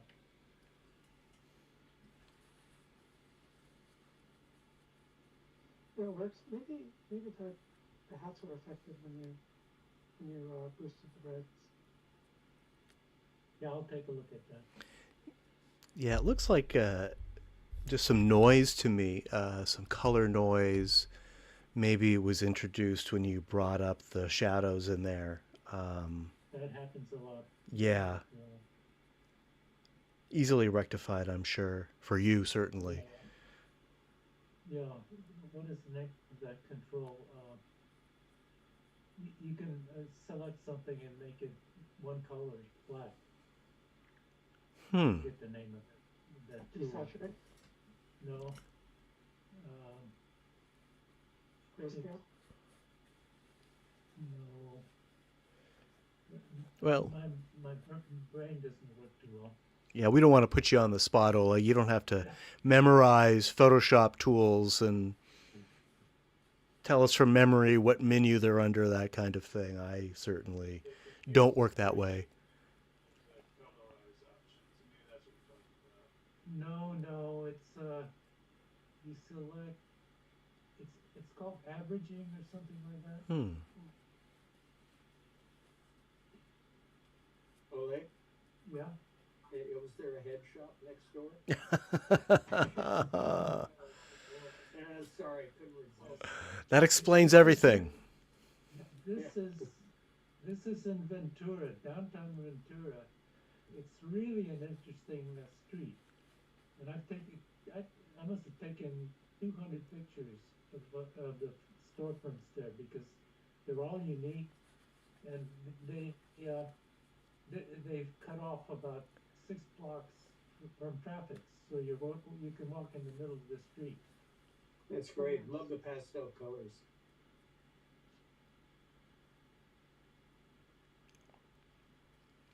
Very nice, Oleg. Thank you very much.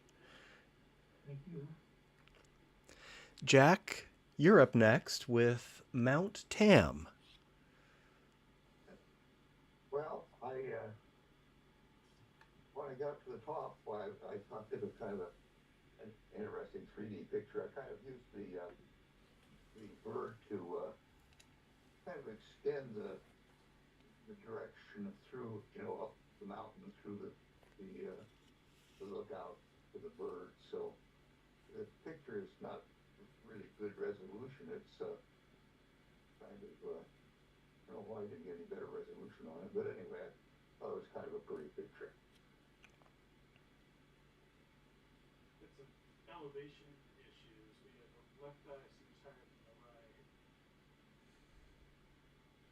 But I like the texture.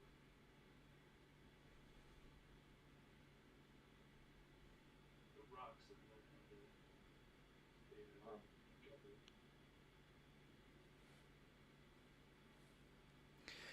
Now, Jack The is. photomaker says the vertical is okay. Of course, I had to sit and wait for about 10 hours for just the right bird to fly along. Is that what happened, Jack? Something like that. Pardon? what year or day was that? That you went for the birds? Actually, I tried the picture with 3 different sized birds. One about half the size, and that was the middle one that I chose, and the other one was about twice the size. And I thought that demonstrated the linear relationship I wanted best. But if you think about it, that's really an awfully big bird. If you think about it, it has to be quite a bit behind the top. So, but I didn't think people would notice. I was a little bit hard. Yeah, you could easily get away with it in 2D, but in 3D, all of a sudden, Yeah, it tells you where it is, and it's right? Exactly. one big bird.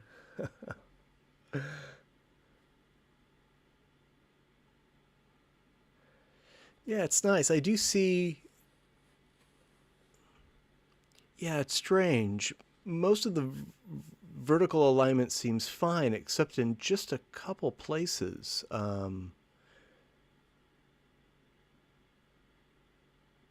It's not difficult for me to view. And this, of course, would be a cha-cha, right, Jack? Yeah, I did quite a bit of cleaning up on it. There were a whole bunch of different, I don't know, ropes and ribbons and stuff that didn't work. So, but I can't say I really spent very much time on this one. Well, I think it works.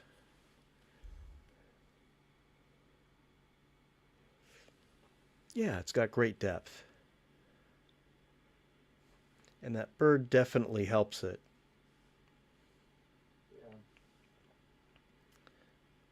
Yeah. All right. Thanks, Jack.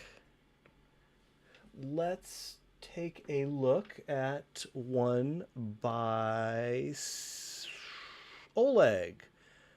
Underwater tunnel at Zoo Lights. Is this in Oakland? It's in Santa Barbara. Santa Barbara. Okay. For Christmas time, they light up pretty much all of the zoo. I don't know where they hid all the animals, but just acres of light displays like this.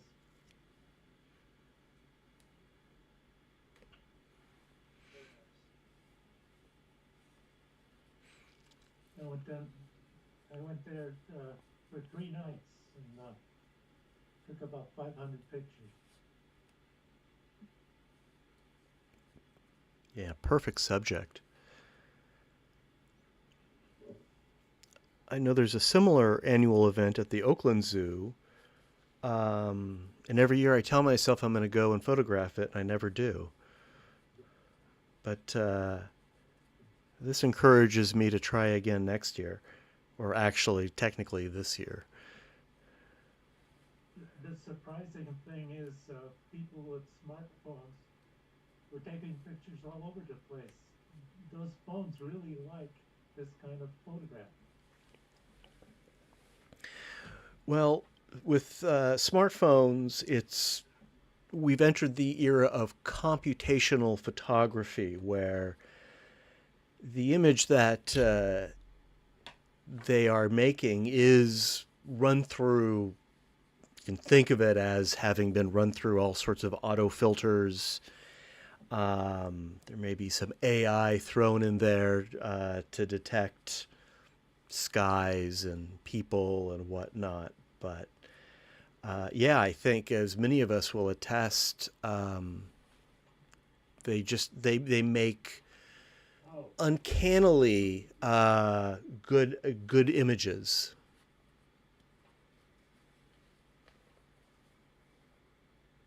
I think we so see most of the that. people, Oh, go ahead. yeah, most of the people there were actually shooting videos. Sure. Yeah.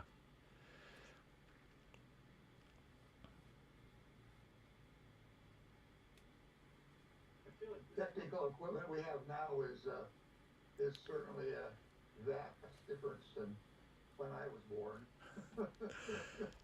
Well, and we see the quality that these phones can produce in our cha-chas, which are generally really sharp and colorful, but also you can use them for macros. They're just incredibly versatile. I went through college using a slide rule. So did I. Well, when the power goes out, you've got nothing to fear.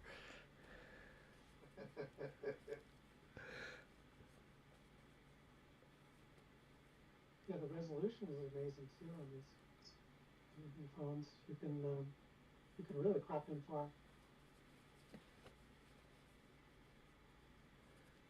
This, by the way, is a 6-inch shot separation with my twin rig. How much separation? 6 inches. 6 inches. Oh, with the wide angle. Yeah, with the wide angle Yeah, lens. yeah. Yeah, that's great. Can't help but wonder, at least I can't, and of course this doesn't make any difference to me, but what's this going to be like 20 or 30 years from now? What are people going to have in their pockets to do whatever they want with? Well, and With the for brain us, implants. Everyone will have a brain implant. You won't need these devices. or we'll see a rebellion against technology and they go back to photochemical. Or back to the Stone Age. Difficult to say. and as stereo photographers, of course, we're seeing this in these new AI-powered conversions that are pretty good and can only get better. Right. Yeah. Pretty soon you're not going to even need a camera.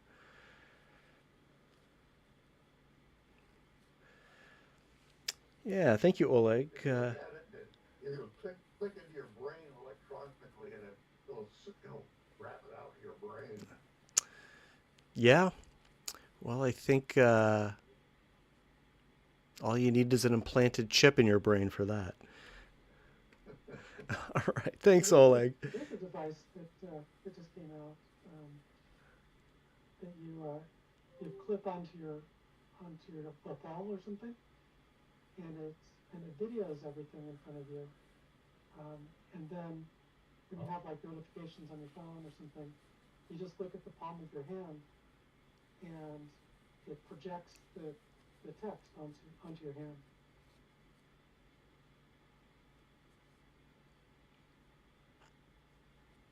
That way we can get over our screen addictions.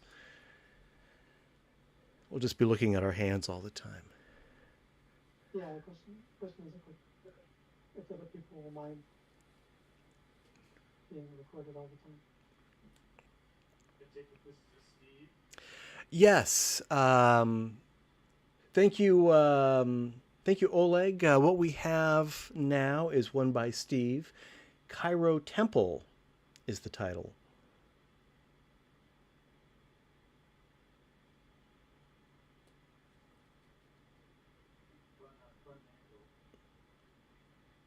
Yeah, I'd really love to get that obelisk right center framed in that gap. But it looks like Steve maneuvered to the closest possible position to achieve that, short of moving the obelisk. You don't want it too pretty. Right.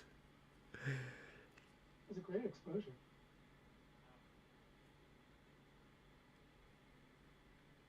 It is, yeah. There really aren't any blowouts, and the hieroglyphics that are in shadow are still visible, legible if you can read hieroglyphics. Look at the texture of the stone in the upper left corner. Um, it's very sharp. Yeah. I wonder if this was a. Oh, go ahead. In this kind of a picture, I usually make the verticals vertical, but I wonder it might be less dynamic in that way. I like the organic quality of the shadows. Besides the vertical lines, they don't match each other.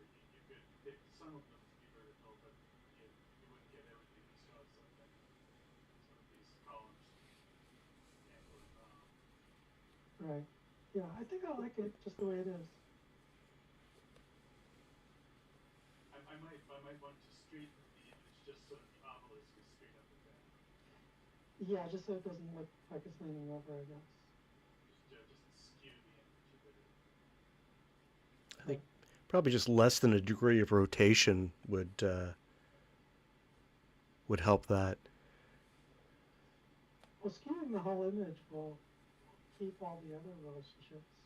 Right, you don't have to worry about elevation. Right. Good point. Yeah, that's a good idea. That splash of green really helps too. In this composition, my eye is just drawn right through this narrow gap into the background, and that plant really helps. I like how the column on the right is illuminated off screen. The light source is just outside field of vision. Then we have it casting a shadow in the middle of the frame. So it's nice. It's at least viewed on a TV, it feels very organic that way. Just where the light's coming from. Hmm.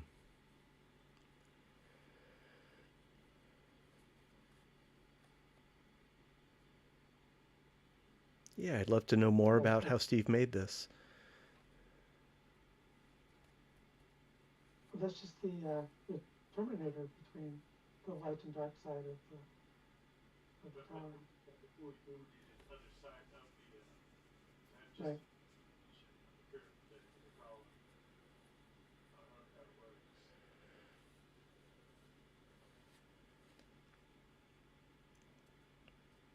All right, well, we will hear from Steve later. We're going to go a few minutes over 9 o'clock, but I don't want this to be a very late meeting, so let's move on. We only have 2 more images to share, and then I want to give us time to select our favorites on our straw poll. So I'll stop talking and I'll just move to the next one, which is by Jack, and the title is This Is Mine. This lizard I shot in the aquarium, and it's actually through the glass, and his hand is against the glass. Oh. I decided to make it like this, so he's actually telling you to get away from my spider. So I got a kick out of this one. I was wondering about that.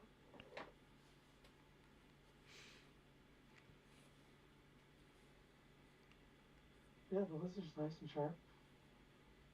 Background is nice. Yeah, I used that spider in another one of my international competitions, and as a big spider, actually got an award.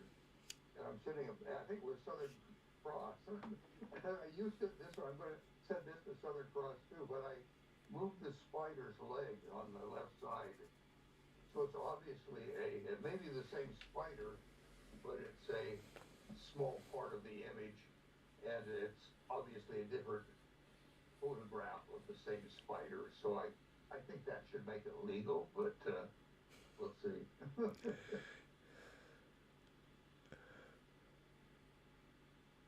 Yeah, it's too bad it's not as sharp as the lizard.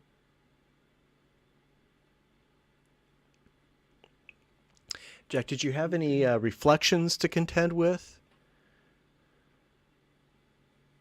Not much. There was a couple of pieces of dirt on it that I took off, but there wasn't any reflections really in the glass. Did you think of pushing the lizard back so his hand is at the stereo window? The hand out the control. I thought about it, but it seemed to me, it seemed to feel like it was there. That was certainly a possibility, though. That works really well on the Lume Pad, having the hand coming through the window. Really, the hand and the head of this creature are through the window, not too aggressively. It's a neat effect on the Lume Pad, whether or not. Yeah. It's the hand bringing it through, but that's quite a bit of work to do that cleanly. No, I meant just shifting the window, the stereo window, so the hand is at the stereo window. Not doing any. Oh, I see what you mean. That. Well, of course, if you look on the right side, it's kind of strange. It looks like if you look at the right edge of the image, the hand looks like it's quite a ways forward. It is. It is forward. I'm saying put the hand back. Well, you want to put it back? Yeah, so it's at the actual stereo window. That does make it suggest that it's an actual window.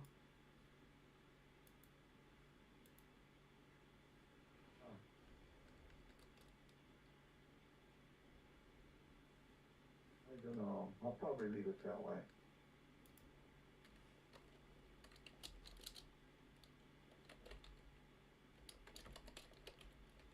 Well, thank you, Jack. I think this one's very successful. And you've definitely developed a technique for shooting lizards through glass. This one is. Very, very cooperative when you do it. And I also have another 10-minute fix for this one. I'll give it a yellow frame.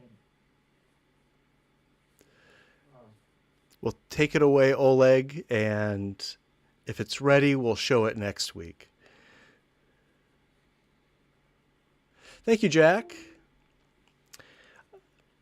This is our last photo of the evening, and it's by me. It's another Bay Cruise Cha-Cha, the Aquatic Park Cove, and just a couple things I'll say about this image. I chose to make this one a black and white because I was really shooting into the sun here. As it turned out, taking this bay tour later in the day was a bad decision because the sun was in my eyes for basically 90% of the trip. In this case, I was shooting into the light, so the cityscape was all in shadow, and I easily brought it up with shadow highlights, but because it all sort of had an even looking illumination, after I had done that, I just didn't feel like it really looked natural. It looked sort of like a high dynamic range photo, and it wasn't really what I was going for. So I went black and white with this one, and I think it benefits from it. The other thing that I'll say about the group of 3 photos that I showed tonight is that none of them went through Photoshop at all.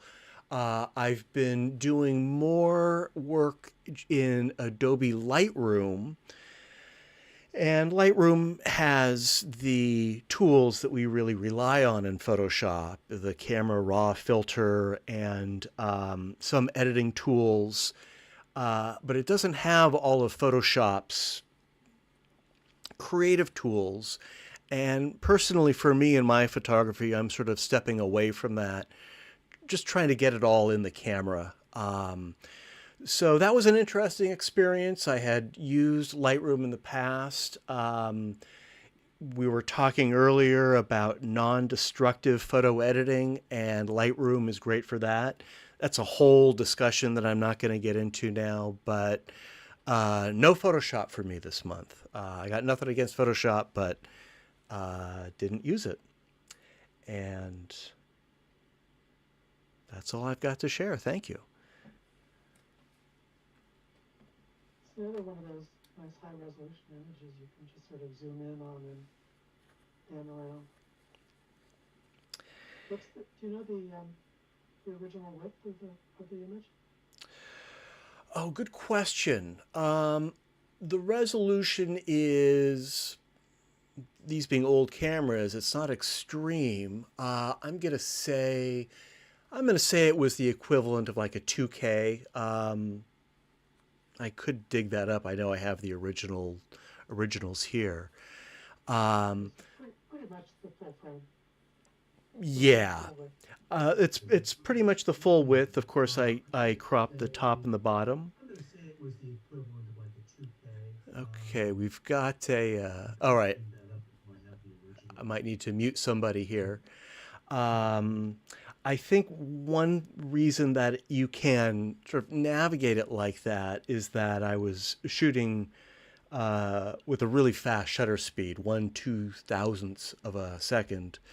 So the images are very sharp. There's no motion blur or anything like that. And I think that really helps, really lets you kind of explore it the way you were just describing.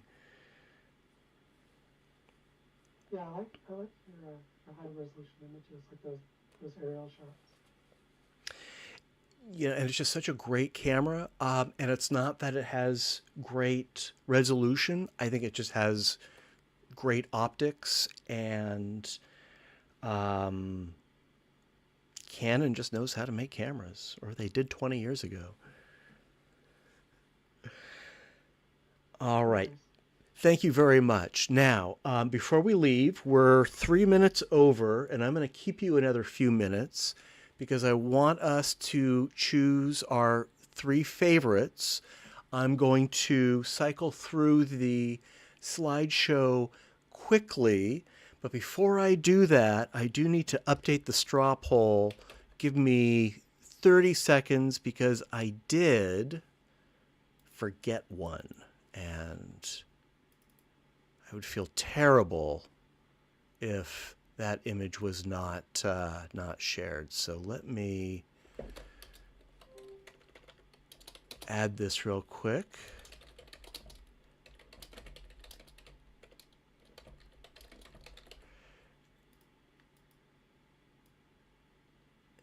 And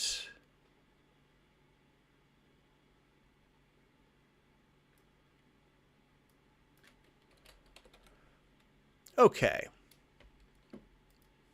So let me put the link in the chat. You may already have the link. I put it in the Zoom chat at the beginning of the meeting, and I'll put it in now in case you missed it. So if you have access to a web browser, depending on how you're viewing our slideshow tonight, please go to this link. I realize not everyone can. Some people are watching this on a TV and they don't have a computer handy, but if you can, please go to this link. I'm going to cycle through the images again quickly, and then I'll have everyone pick their favorite 3, and then we'll look at the results. I want to emphasize that this is not a competition. We're just getting some insight as to what worked and what didn't work. I encourage everyone here to enter international competitions, and this feedback might be help or motivation to do that. Okay, I'm going to start the slideshow again. I'm just going to spend 3 or 4 seconds on each slide. And here we go. The first two are Oleg's before and after, so we won't include those. They are very nice, of course. And of course, if you're on YouTube, there's going to be a lag of 10 or 20 seconds.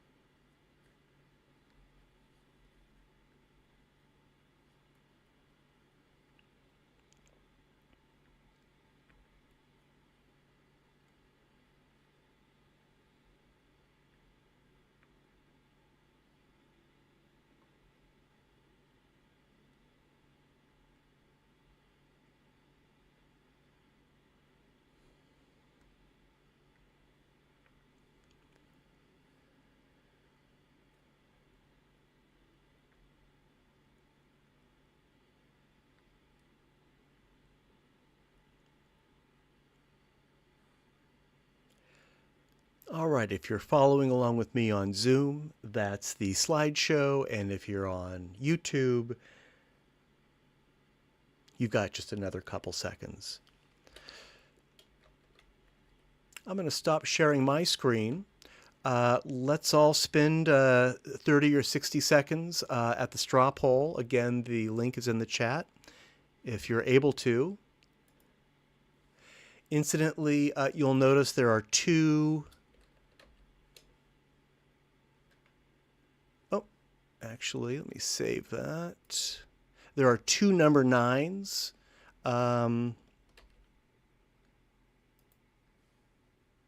Actually, let me make that a little more clear. Right now, there's a number 9 at the bottom, but okay, I'm just talking to myself here. Okay, you'll notice there are two number 9s. Don't let that trip you up. It's just an error on my part, but the images are in the correct order.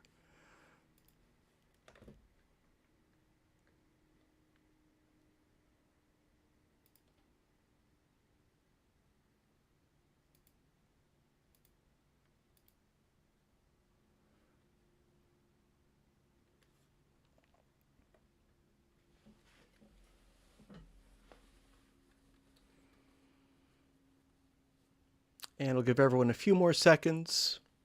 While we're voting, I'll just remind everyone that part 2 of this meeting is next week, next Tuesday, same time, 7 to 9 Pacific time.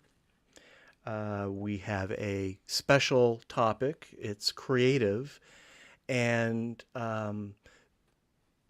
something a little different. I am now accepting images for next week's meeting. If you would like to participate but didn't have a chance to submit any photos. All right, does anyone need more time with the straw poll? All right, let me share my screen and let's take a look at the results.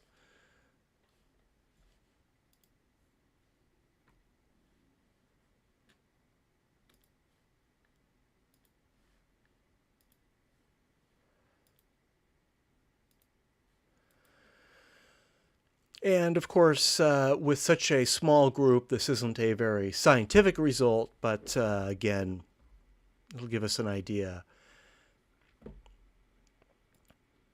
All right, looks like Steve did very well with Cairo Temple. That's a clear winner with 4 votes. Thank you for making Aquatic Park Cove a second place. And Oleg, congratulations on underwater tunnel at Zoo Lights. We had a fantastic group tonight.